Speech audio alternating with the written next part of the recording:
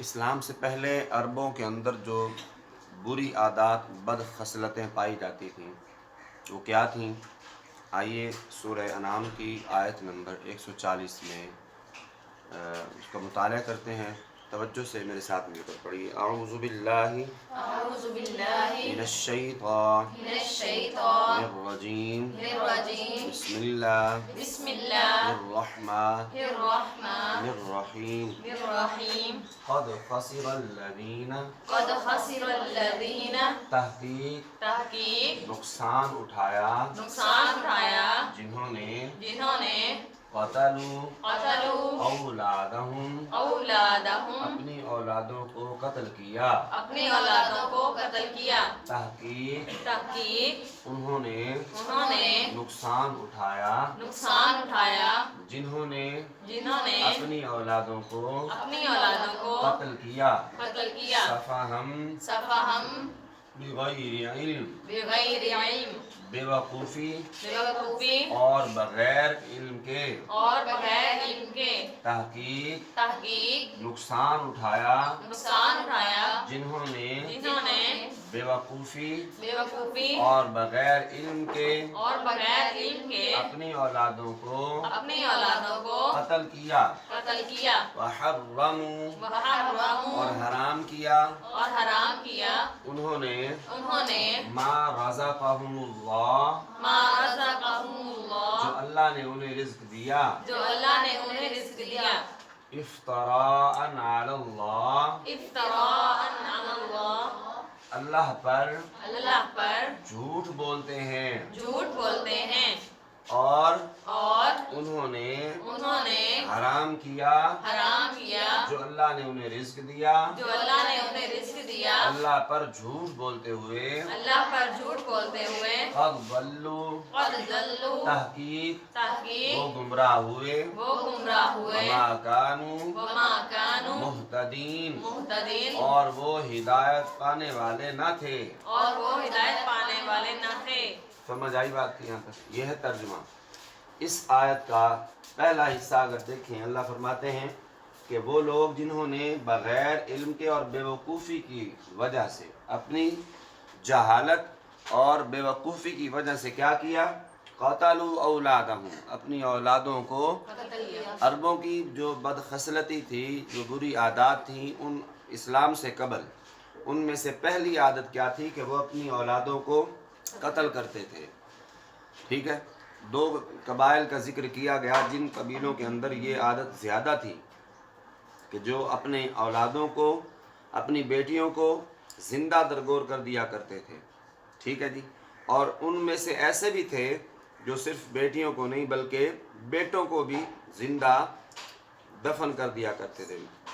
تو اللہ رب العالمین نے عربوں کی اس خصلت کا ذکر کرتے ہوئے یہاں پہ یہ فرمایا کہ وہ اپنی اولادوں کو قتل کرتے تھے، اور وجہ کیا تھی؟ ایک تو بے وقوفی کی وجہ سے اور دوسرا جہالت کی وجہ سے۔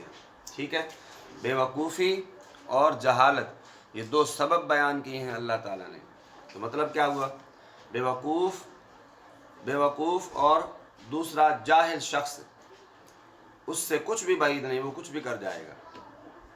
جب وہ خدا کا انکاری ہے، اپنی ہٹ دھرمی پر اتنا وہ مصر ہے کہ اس کو کچھ بھی جو ہے وہ اس سے کچھ بھی بعید نہیں ہے کہ وہ کچھ بھی کر سکتا ہے۔ اس لیے فرمایا پہلی بات تو یہ بیان کی کہ یہ خصلت تھی کہ وہ اپنی اولادوں کو قتل کرتے تھے۔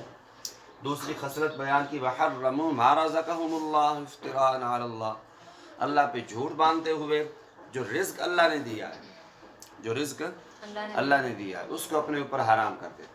دیکھیے نا، جو بحیرہ، سائبہ، حام، یہ جانور جو اپنے اوپر وہ حرام کرتے تھے، کچھ جانور ایسے تھے کسی کی پشت پہ سوار نہیں ہونا، کچھ جانور ایسے تھے کہ جو اس کے پیٹ سے اگر بچہ پیدا ہوا تو وہ عورتوں پہ حرام کر دیا، کسی کو بتوں کے نام پہ چھوڑ دیا، وہ ہم کھا نہیں سکتے، وہ جہاں چرتا پھرے، کھاتا پھرے، نقصان کرتا پھرے، کوئی اس کو کچھ نہیں کہتا۔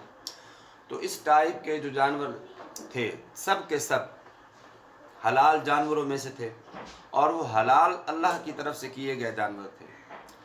ایک چیز اللہ نے ہم پہ حلال کی ہے، اللہ نے ہمیں رزق دیا، رزقہم اللہ، اللہ نے رزق دیا ہے، حلال رزق دیا، اور اس کو اس نے کیا کیا، وہ کیا کرتے تھے، وحرموا، انہوں نے اپنے اوپر حرام کر دیا کہ یہ ہم پر حرام ہے۔ تو اللہ فرماتے ہیں کہ جو ہم انہیں رزق دے رہے ہیں وہ جھوٹ بول کر اپنے اوپر حرام کر رہے ہیں، جھوٹ بول کر اللہ تعالیٰ پر اس جانور کو اپنے اوپر حرام کر رہے ہیں۔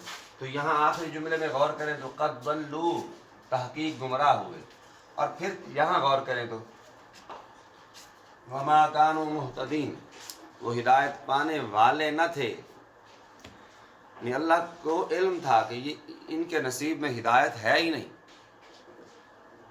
گمراہ ہو چکے ہیں، اور گمراہ اس درجے کے ہیں کہ اب وہ واپس آنے والے نہیں، گمراہ اس درجے کے ہو چکے ہیں کہ ایمان اللہ اسے عطا نہیں کرے گا، جس کا ذکر سورہ بقرہ کی آیات میں کیا گیا کہ صم بکم عمی فہم لا یرجعون، تحقیق وہ بہرے ہیں، گونگے ہیں، اندھے ہیں،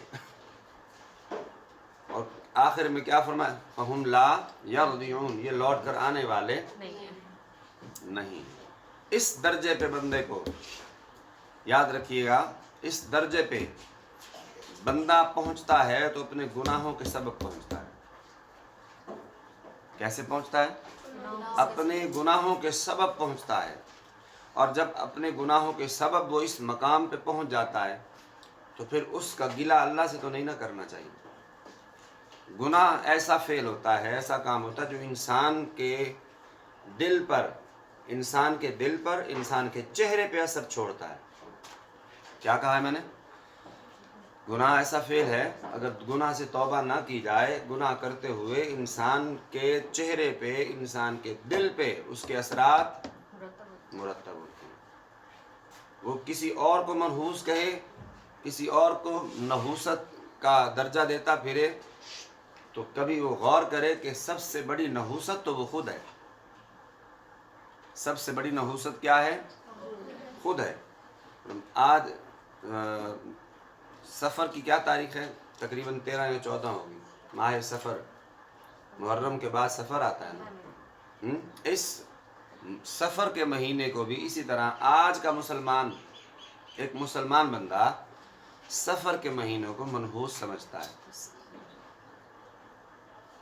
اور ابتدائی اس کے 13 دن ان کو 13 تیزی کے نام سے، 13 تیزی کے نام سے کہ ان دنوں میں کوئی کام نہیں کرنا چاہیے، شادی بیاہ فلاں فلاں اس طرح کے کوئی نیا کام، کوئی کاروبار، کچھ بھی نیا چھیڑنا نہیں چاہیے، کیونکہ اس سے یہ ہوگا کہ انسان کے ان دنوں میں کیا ہوا کام جو ہے وہ نقصان ہوگا اسے۔ اس پر علماء کہتے ہیں کہ یہ جو نحوست دوسروں کو منحوس گردان رہا ہے، دنوں کو منحوس کہہ رہا ہے، گھڑی کو منحوس کہہ رہا ہے، ٹھیک ہے جی، یہ ساری کی ساری اس کی خرافات ہیں۔ اصل منحوس انسان خود ہوتا ہے۔ اچھا ہے، نیکوکار ہے تو اس سے اللہ تعالیٰ نحوست کو دور کر دیتا ہے۔ اچھا ہے، نیکوکار ہے، متقی ہے، پرہیزگار ہے، اللہ سے ڈرنے والا ہے، تو اس کے چہرے پر نیکی کے آثار ظاہر ہوتے ہیں، اور وہ نیکی اس کے دل پہ اثر کرتی ہے۔ اگر وہ گناہ گار ہے تو اس گناہ کی نحوست اس کے چہرے پہ عیاں ہوتی ہے، گناہ کی نحوست چہرے پہ عیاں ہوتی ہے، اور وہ گناہ چہرے پر بھی اور دل پر بھی اثر چھوڑ کے جاتا ہے۔ تو جب انسان صبح نہیں اٹھتا، اللہ کی بندگی نہیں کرتا، نمازوں کی طرف توجہ نہیں کرتا، قرآن کی طرف رغبت نہیں کرتا، قرآن سامنے ہے، قرآن حفظ کیا ہوا ہے، گھر میں پڑھا ہے، الماریوں میں پڑھا ہے، کبھی اٹھا کے دیکھا تک نہیں ہے، اللہ کی بارگاہ میں پیشانی رکھی نہیں ہے کبھی، گناہ کی طرف دوڑ کے جاتا ہے، نیکی کی طرف اسے توفیق نہیں ملتی، تو یہ اس کے گناہوں کی نحوست بڑھتی اس درجے پہ پہنچ جاتی ہے کہ پھر اللہ فرماتے ہیں وما كانوا مہتدین، ان کے حصے میں ہدایت ہے ہی نہیں۔ اور پھر یہ اس قدر بڑھتی ہے، غالب آتی ہے کہ جب بندہ مرتا ہے، کیا کہا میں نے؟ جب بندہ مرتا ہے تو اللہ تعالیٰ اسے مرتے وقت کلمہ نصیب نہیں کرتے۔ کچھ ایسے ہیں جن کی شکلیں بگڑ جاتی ہیں، مرتے وقت ان کے چہرے پر نحوست کے، کراہت کے آثار ظاہر ہوتے ہیں۔ بات کی سمجھ آ رہی ہے؟ مرتے وقت اس کے چہرے پر نحوست کے آثار ظاہر ہوتے ہیں، چہرہ بگڑ جاتا ہے، اور اس کے جسم سے سمیل آنا شروع ہو جاتی ہے۔ یہ چیزیں وہ ہیں جو انسان کے گناہ کے سبب ہیں، اللہ کی ناراضگی کا سبب۔ اللہ تعالیٰ کو ناراض کیے رکھا، توبہ کی نہیں، اللہ کو منایا نہیں، اللہ کی بارگاہ میں سجدہ ریزیاں نہیں کیں، پھر اس درجے پہ پہنچ گئے کہ اللہ فرماتے ہیں وما کانوا مہتدین۔ یہ اللہ تبارک و تعالیٰ سے دعا کیا کریں کہ اللہ تعالیٰ ہم سب کو ایمان پہ خاتمہ نصیب فرمائے۔ اولاد کا قتل، اور دوسرا کیا تھا؟ جو رزق اللہ دے رہے ہیں، جو رزق اللہ دے رہے ہیں، جس کو اللہ نے حلال کیا ہے، شکر اور الحمد کہتے ہوئے اللہ کی دی ہوئی نعمتوں کو کھائیں اور اللہ کی تسبیح بیان کریں کہ یا اللہ تو نے ہمیں کھانے کی توفیق نصیب فرمائی، ہمارے لیے رزق تو نے پیدا کیا ہے۔ ابھی آپ غور کریں، چیز حلال، پھل سارے اللہ نے حلال کیے، سبزیاں حلال کر دی، جانور جو حلال جانور ہیں ان کا گوشت ہم پہ وہ حلال ہے۔ اچھا اب ذرا غور کیجئے، کبھی کبھی میں سوچتا ہوں نا تو اس وقت مطلب کہ دل میں ایک تھوڑی پریشانی پیدا ہوتی ہے کہ یہ تو حلال ہیں سارے، بندے کو اللہ تعالیٰ شوگر کا مرض لاحق کر دے، بندے پر شوگر کا مرض آ جائے، اب اس کو کئی پھل ڈاکٹر منع کر دیں، کئی حلال چیزیں ڈاکٹر اسے منع کر روک دیتا ہے، یہ نہیں کھانی تمہیں۔ اسی طرح اللہ تعالیٰ تمام مسلمانوں کو تمام وبائی امراض سے، اس طرح کے مرضوں سے بچائے۔ بندے کا بلڈ پریشر ہائی ہوتا ہو تو پھر اس کو نمکین چیزیں منع کر دی جاتی ہیں کہ یہ تو نہیں کھانی، نمک نہیں استعمال کرنا۔ لو ہوتا ہو تو پھر کچھ چیزیں اور ڈاکٹر منع کر دیتا ہے۔ بیماریاں غالب آتی ہیں اور پھر ادھر سے حلال چیزیں جو اللہ نے حلال کی ہیں وہ ہم پر اب کیا ہے، اس کے دروازے بند ہوتے جا رہے ہیں۔ اللہ کی نعمتوں سے ہم مستفید نہیں ہو سکتے تھے، تو پھر اس بات پر توجہ ہونی چاہیے نا کہ جو آج ہم پر وقت ہے، جوانی کا وقت ہے، آج جسم میں کوئی بیماری نہیں ہے، جسم ٹھیک ہے، اعضاء ٹھیک، ہاتھ صحیح کام کرتے ہیں، پاؤں صحیح کام کرتے ہیں، آنکھیں، دماغ، زبان، کان صحیح کام کر رہے ہیں، کیوں نہ ہو۔ اس وقت میں اللہ کی بارگاہ میں سجدہ کر سکتا ہوں۔ مسجد میں 3-4 چیئر پڑی ہوئی ہیں، حالانکہ مسجد میں کرسی کا کام تو کوئی نہیں، 3-4 چیئرز وہاں مسجد میں پڑی ہیں، یہ ایک مسجد کی بات نہیں۔ اکثر مساجد میں یہ ہوتا ہے کہ اس میں چیئر پڑی ہوئی ہیں۔ کیوں پڑی ہیں؟ اس لیے پڑی ہیں کہ کچھ لوگ ایسے ہیں جن کو کمر کا درد ہوتا ہے، گھٹنوں کی تکلیف ہے، اس عارضے کی وجہ سے، اس تکلیف کی وجہ سے وہ سجدہ نہیں کر سکتے، چاہ کر بھی سجدہ نہیں کر سکتے۔ پھر پیشانی اللہ کی بارگاہ میں جھکے گی، زمین پر یہ ہم پیشانی ٹیکیں گے نا تو یہ ہماری مرضی سے نہیں، یہ بھی اللہ کی مرضی سے۔ اللہ چاہے تو ہمارے اوپر اس طرح کی پابندی لگا دے، کمر درد کے باعث بندہ جھک ہی نہ پائے، گھٹنوں کی تکلیف کی وجہ سے بندہ گھٹنے زمین پہ ٹیک ہی نہیں پاتا، وہیں بیٹھا کرسی پہ ایسے اشارے کر رہا ہے، ایسے سجدہ کر رہا ہے، ایسے جھک رہا ہے، بس پیشانی جھکا ہی نہیں پا رہا۔ تو اس سے قبل کہ یہ وقت آئے کہ ہماری پیشانی کسی عارضے کی وجہ سے زمین پہ نہ لگ پائے، آج اپنے چاہ پورے کر لیں، کل ہم لوگوں کو دیکھ کے ترس رہے ہیں۔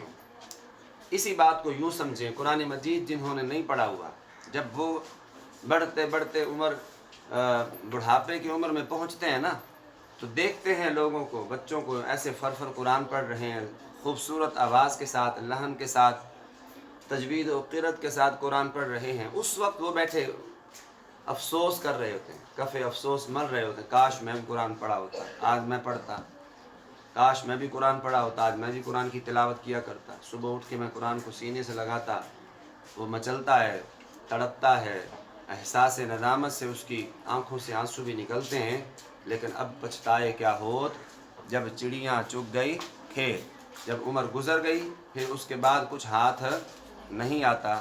اس سے قبل کہ ہماری عمریں گزرتی جائیں، اس سے قبل کہ کسی بیماری میں ہم لاحق ہو جائیں، آج صحت ہے، تندرستی ہے، اللہ کو منا لیں، اللہ تعالیٰ کی بندگی کرتے ہوئے اللہ تعالیٰ ہم سب کو عمل کی توفیق نصیب فرمائے۔